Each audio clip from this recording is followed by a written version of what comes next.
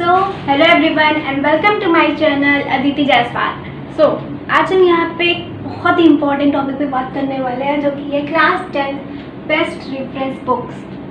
I know कि जैसे कुछ बच्चे होंगे कि एक्स्ट्रा ऑर्डिनरी की उनका एनसीईआरटी ख़त्म हो जाएगा, फिर वो बोलेंगे कि रेफरेंस बुक कौन से लूँ, कौन से रेफरेंस बुक सॉल्व करूँ।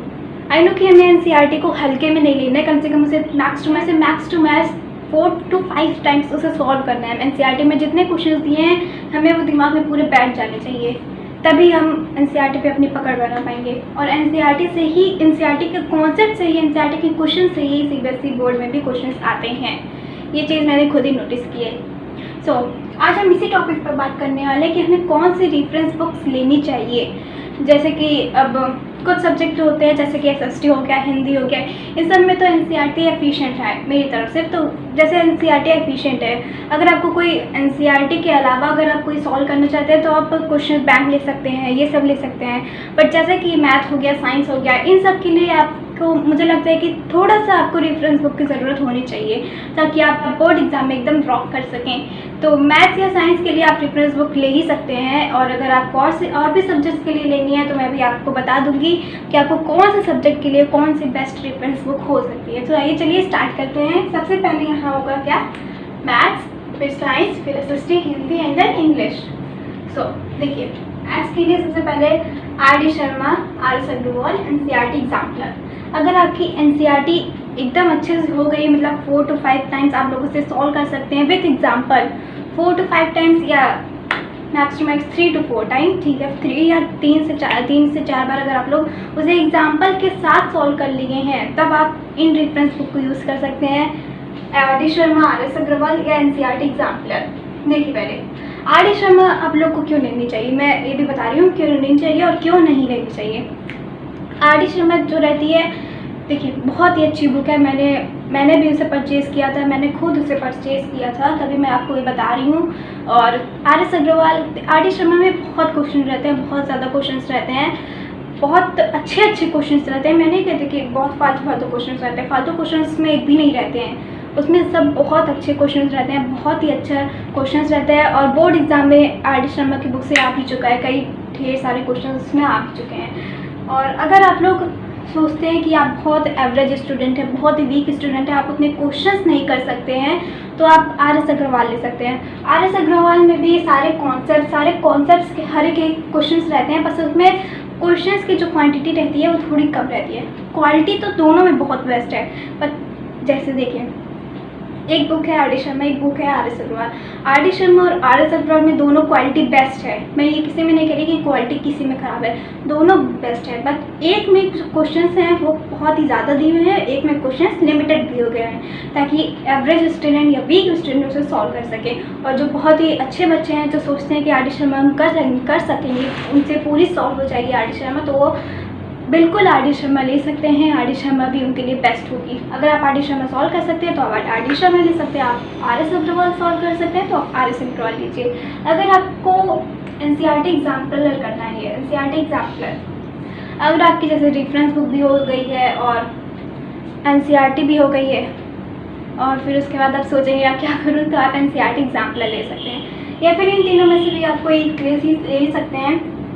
एनसीईआरटी एग्जाम्पलर, जैसे कि एनसीईआरटी एग्जाम्पलर में एनसीईआरटी के एग्जाम्पल्स भी दिए रहते हैं और एनसीईआरटी का जो लेवल रहता है वो थोड़ा लो रहता है, लेकिन एनसीईआरटी एग्जाम्पलर में जो रहती है क्वेश्चंस की क्वालिटी वो थोड़ी हाई रहती है, वो आर.डी. शर्मा, आर.एस. अग्रवाल इन सब के लेवल की रहती है। तो आप एनसीईआरटी एग्जाम्पलर भी ले सकते हैं, इसे सॉल्व कर सकते हैं। इसके लिए तो मैं ये तीनों बुक प्रीफर करूँगी कि आप आर.डी. शर्मा ले लें, चाहे आर.एस. अग्रवाल, चाहे एनसीईआरटी एग्जाम्पलर।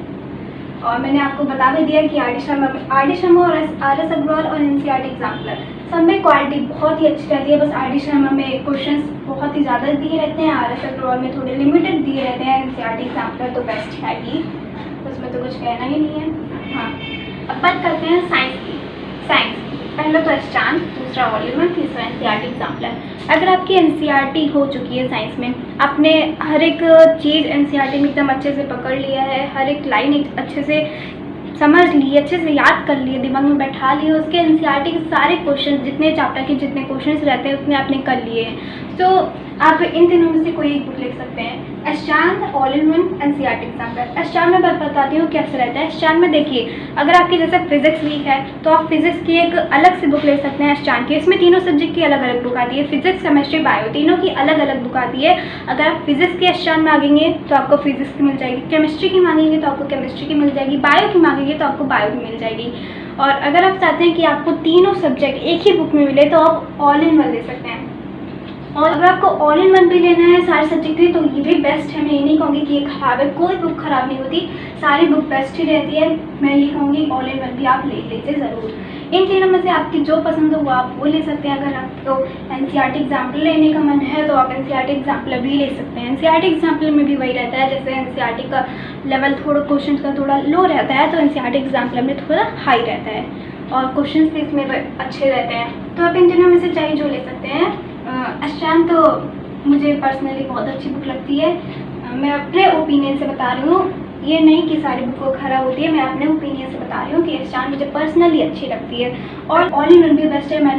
मेरी तो फ्रेंड है जिन्होंने ऑल इन वन भी ली थी, उनके बहुत अच्छे मार्क्स आए थे, जिन्होंने ऑल इन वन भी ली थी और जिन्होंने अष्टांग ली थी उनके भी बहुत अच्छे मार्क्स आए थे। तो दोनों बुक बेस्ट है। मैं ये नहीं कह रही कि एक बुक अच्छी एक बुक खराब है, दोनों बुक बेस्ट है। आपको दोनों में से जो पसंद हो आप वो ले सकते हैं। एनसीईआरटी एग्जाम्पल ले सकते हैं, चाहे ऑल इन वन चाहे अष्टांग। तो अब बात करते हैं किसकी, एसएसटी हिंदी इंग्लिश। पर्सनली मुझसे पूछिए तो मैं कहूँगी कि एसएसटी के लिए तो एनसीईआरटी एफिशिएंट है, सीरियसली एनसीईआरटी एफिशिएंट है। अगर आप एसएसटी केवल एनसीईआरटी से ही पढ़ के जाते हैं तो एनसीईआरटी से ही क्वेश्चन आते हैं। बट एनसीईआरटी में अगर आपने सारे क्वेश्चन एनसीईआरटी के लगा लिए, अगर आप सोच रहे हैं कि अगर आप सोच रहे हैं कि और क्वेश्चन कहाँ से लगाऊं, तो आप सैम्पल पेपर ले सकते हैं या क्वेश्चन बैंक ले सकते हैं।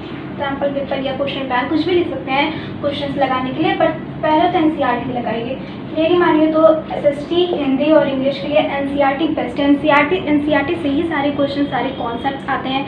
हाँ, ये नहीं रहता कि एनसीईआरटी के क्वेश्चन उठा के दे दिया, बस एनसीईआरटी में जैसा जो चीज़ गिवन रहती है बस उसी से आते हैं क्वेश्चंस, मेरा ये कहने का मतलब है। बट अगर आप सोच रहे हैं कि आपको और क्वेश्चंस की प्रैक्टिस करनी है तो आप बेशक सैम्पल पेपर या क्वेश्चन बैंक ले सकते हैं।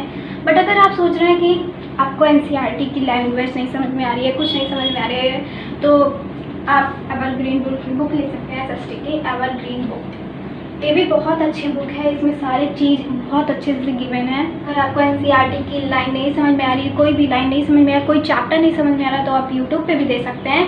नहीं तो अगर आपको नहीं समझ में आ रहा तो आप एवरग्रीन वाली बुक भी ले सकते हैं। सो हिंदी के लिए तो मैं रेफर करूँगी एनसीईआरटी हिंदी और इंग्लिश दोनों के लिए गोल्डन बुक। एक गोल्डन बुक करके बुक आती है जिसमें अगर आप हिंदी के लेंगे तो हिंदी में बता देती हूँ कैसे रहती है। हिंदी के लेंगे तो जैसे कि हिंदी में अगर कोई पोएम है या फिर कोई पोएम जैसे रहती है तो उसका भावार्थ, उसकी समरी सब उसमें दिया रहता है, प्लस क्वेश्चंस भी रहते हैं। तो अगर आप सोच रहे हैं कि हिंदी में आपको समरी और भावार्थ और क्वेश्चंस चाहिए तो आप गोल्डन बुक ले सकते हैं। गोल्डन बुक ले सकते हैं, सैम्पल पेपर ले सकते हैं या क्वेश्चन बैंक ले सकते हैं। इन तीनों के लिए मैं प्रीफर करूँगी पहले एनसीईआरटी ख़त्म कीजिए। अगर आपको एनसीईआरटी हो गई है तभी आप रेफरेंस बुक उठाइए, तभी आप reference book. History Hindi English के लिए नहीं, मैं मैथ्स और साइंस के लिए भी कहूँगी फर्स्ट कंप्लीट एनसीईआरटी। फर्स्ट मैं यहाँ नीचे लिख भी दे रही हूँ, फर्स्ट कंप्लीट एनसीईआरटी, एक एनसीईआरटी। देन आपको रेफरेंस बुक उठानी है। पहले आपको एनसीईआरटी पे अपनी पकड़ बना लेनी है तभी आप रेफरेंस बुक कर पाएंगे। पहले आप एनसीईआरटी, क्योंकि एनसीईआरटी जो रहती है थोड़ी लो लेवल की रहती है, तो पहले आप अपना एनसीईआरटी पे पकड़ बना पाएंगे तभी आप हाई लेवल के क्वेश्चंस कर पाएंगे। क्योंकि अगर लो लेवल के नहीं हो रहे हैं आपसे तो आप हाई लेवल के क्वेश्चंस भी नहीं कर पाएंगे। तो पहले आपको एनसीईआरटी पे अगर अपनी पकड़ जमानी है, उसको 3 से 4 बार सॉल्व करना है, देन आपको रेफरेंस बुक उठानी है। अगर कि आपको ये वीडियो पसंद आया होगा तो प्लीज़ लाइक शेयर सब्सक्राइब ज़रूर करिएगा और अपने दोस्तों के साथ भी इस वीडियो को ज़रूर शेयर करिएगा, क्योंकि क्या पता आपके ही दोस्त में से ये वीडियो किसी के लिए बहुत ही ज़्यादा हेल्पफुल हो सकती है।